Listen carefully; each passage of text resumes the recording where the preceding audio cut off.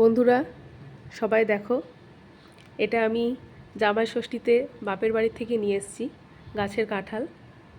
আর সেই কাঁঠাল দুদিন ধরে পাকানোর জন্য রেখে দেওয়া হয়েছিল, আর সেটা এখন বসে বসে বাপি কাটছে, আর আমরা বাপ মেয়েতে মিলে দুজন বসে কাঁঠাল খাচ্ছি।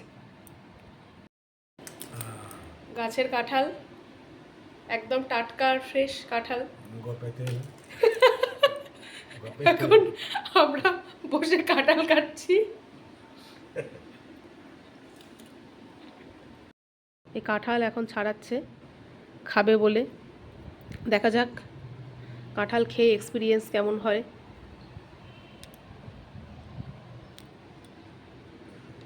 এই এই মুখে দিয়ে দিল।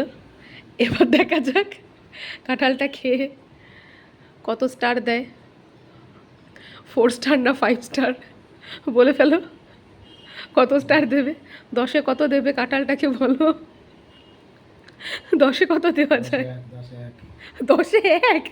তাহলে খাচ্ছ কেন? 10-এ 1 তাহলে খাচ্ছ কেন?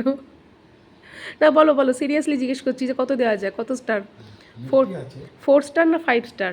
মিষ্টি তো আছে বুঝতে পারছি, মিষ্টি আছে লেকিন মাংস নেই। আচ্ছা তাহলে তো খাচ্ছ তো, তাও কত স্টার দেওয়া যায় বলো? 50%? মানে আর 50% ওই মাংস নেই বলে দেওয়া যাচ্ছে না, তাই তো? আচ্ছা তার মানে মোটামুটি খাওয়ার যোগ্য, তাই তো? ঠিক আছে, নো প্রবলেম।